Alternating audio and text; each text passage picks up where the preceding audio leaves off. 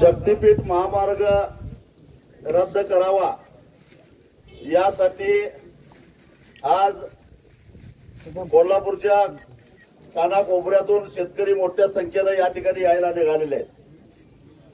मला पोलिसांना एक विनंती करायची आहे की कारण नसताना एकतर महामार्ग तुम्हीच रोखलेला आहे आणि मग या महामार्गाच्या ठिकाणी आंदोलन करायला येणाऱ्या शेतकऱ्यांना अडवायचं कारणच काय आणि म्हणून त्यांना येऊन द्या। कदाचित शासनाला असं सांगितलं असेल की ते येणाऱ्यांची संख्या कमी दाखवण्यासाठी म्हणून तुम्ही जागोजागी जर का शेतकऱ्यांना अडवा असं सांगितलेलं असेल तर माझा पोलिसांना एवढाच निरोप आहे, आम्ही एका क्षणामध्ये ज्या ज्या ठिकाणी तुम्ही शेतकऱ्यांना अडवलेला आहे त्याच ठिकाणी रस्ता रोको चालू करा असा आम्ही निरोप देऊ शकतो। आणि तसं जर झालं तर या संपूर्ण जिल्ह्यामध्ये वेगवेगळ्या ठिकाणी जिथं जिथं तुम्ही शेतकऱ्यांना अडवलेलं आहे, मी बघून आलोय 2-4 वर पोलिसांची संख्या नाही आहे। मग हे सगळं आंदोलन हाताळण्या एवढं पोलीस बळ तुमच्याकडे नाही आहे। बरंचसं पोलीस बळ पंढरपूरला गेले आम्हालाही माहिती आहे आणि विनाकारण का तुमचं काम अवघड करून घ्यायला लागलाय। माझं म्हणणं आहे आंदोलन स्थळावर शेतकऱ्यांना येऊन द्या, आम्हाला आमचं म्हणणं मांडून द्या। आजचं आंदोलन हे लाक्षणिक आंदोलन आहे। 2 वर्षापूर्वी केलं तसं बेमुदत महामार्ग रोखू आम्ही काय केलेला नाही आहे।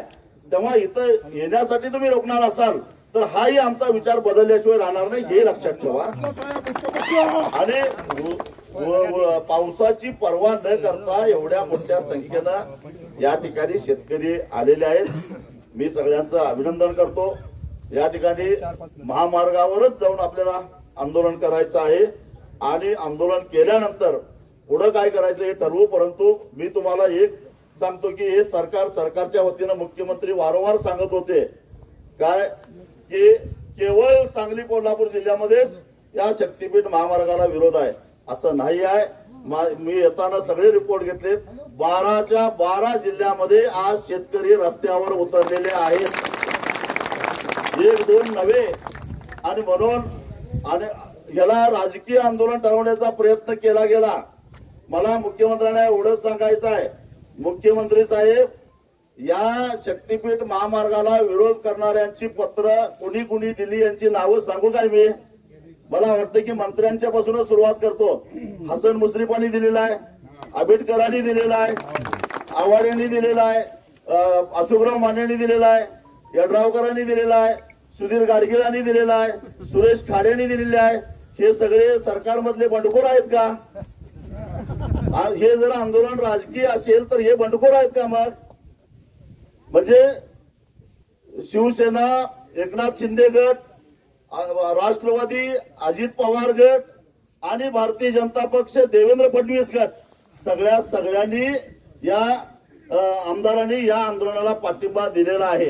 त्यामुळे तुम्ही राजकारण आणायला प्रयत्न करू नका।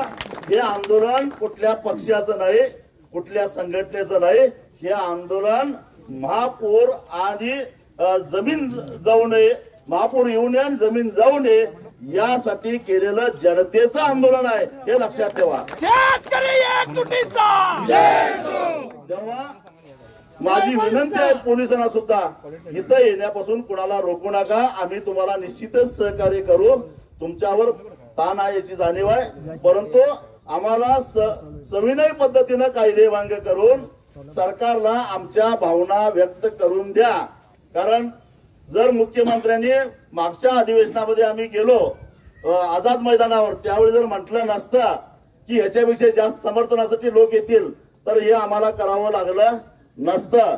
आज शेतकरी दिन साजरा होतोय, सरकार साजरा करतंय, कारण स्वर्गीय वसंतराव नाईक यांची जयंती आहे आणि तो दिवस गेल्या अनेक वर्षापासून महाराष्ट्र सरकार शेतकरी दिन म्हणून साजरा करतंय। आणि शेतकरी दिना दिवशी शेतकरी जर का रस्त्यावर न्याय मागायला येत असेल तर हे सगळ्यात मोठं सरकारचं अपयश आहे लक्षात ठेवा। आणि म्हणून आम्हाला शांततेच्या मार्गाने आंदोलन करून द्या एवढीच माझी पोलिसांना सुद्धा विनंती आहे। सगळे